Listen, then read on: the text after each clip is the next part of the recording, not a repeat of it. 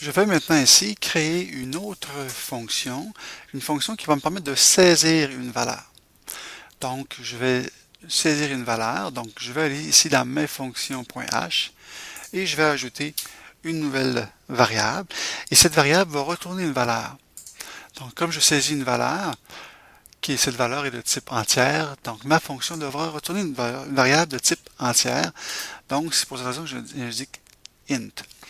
Et je vais ici appeler ma fonction, supposons, saisir valeur, et il va recevoir aucun paramètre.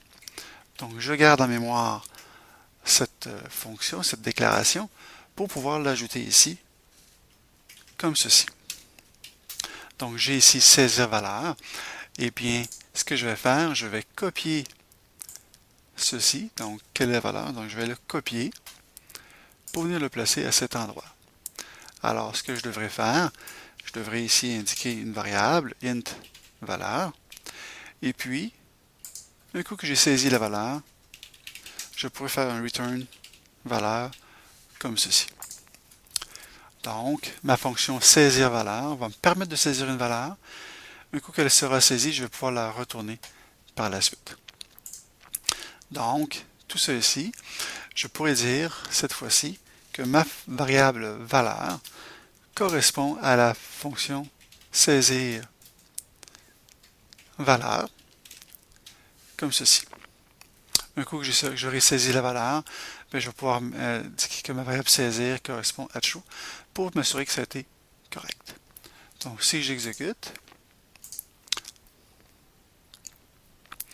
donc j'ai mon programme principal, donc je fais A. Donc, on voit que la fonction est appelée. Donc, quelle est la valeur? Donc, j'ai inscrit une valeur quelconque. Puis, je fais B pour le voir. Et je fais Q pour quitter. Donc, ici, mon programme principal, j'ai une variable valeur qui fait appel à la fonction saisir valeur. Alors, cette valeur, elle est transmise à la variable valeur. Donc, lorsque j'arrive ici à saisir valeur, ça va exécuter le code correspondant à la fonction saisir valeur. Donc, il déclare une variable valeur. Il pose la question quelle est la valeur, et donc il la saisit et il retourne celle-ci. Par la suite, j'ai ici une fonction qui permet d'afficher la valeur. Donc, je vais ici déclarer une variable que je vais nommer, supposons, afficher valeur. Donc, comme elle affiche une valeur, je ne retourne pas de valeur. Donc, je vais simplement marquer void et je vais appeler ma fonction afficher valeur. Mais je vais recevoir une variable entre parenthèses. Je vais lui fournir la valeur qu'elle doit afficher. Donc, d'où le int entre parenthèses. Donc, je fais un copier-coller, je m'en viens ici, et je fais le coller de ma fonction comme ceci. Maintenant, je vais pouvoir ici indiquer valeur, le nom de la variable. J'aurais pu également mettre le nom de la variable ici si vous auriez voulu, mais int comme ceci, c'est acceptable. Donc moi, ce que je vais faire, c'est afficher la valeur. Donc je copie la ligne pour venir la placer à cet endroit. Alors, comme la fonction ne retourne pas de valeur, je n'ai pas de return. Comme ici, j'ai un int parce que je retourne une valeur, de même que celui-ci, je retourne un char. Donc, lorsqu'une fonction ne retourne pas de valeur, je n'ai pas de return. Donc, elle fait simplement l'afficher. Donc, ici, au lieu de faire cout, la valeur est. Donc, je vais l'effacer et je vais appeler ma fonction afficher valeur et dans laquelle je vais lui fournir le paramètre en question, c'est-à-dire la variable valeur. Donc, ma variable valeur, excusez, c'est ça, valeur. Donc, on va aller voir. J'ai ici int valeur,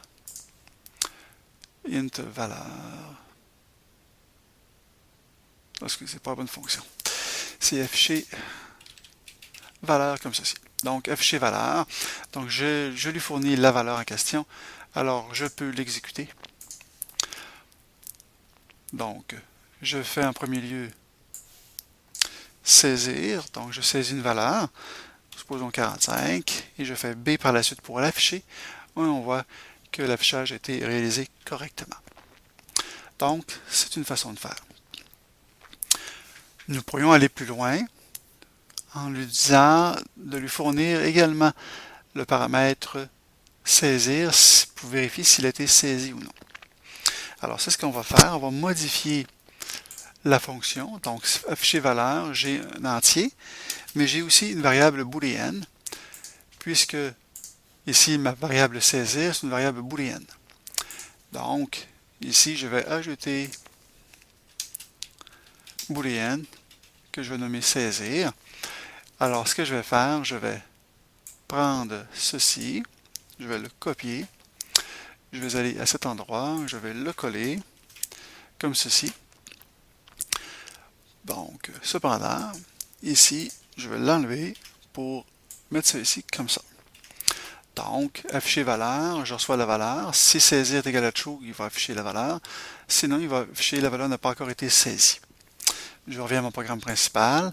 Alors, ceci, je vais maintenant le changer. Donc, je vais appeler ma fonction afficher valeur. Mais on voit ici qu'il manque un argument. Donc, je vais lui donner l'argument manquant, c'est-à-dire la variable saisir. Ici, c'est important de respecter l'ordre.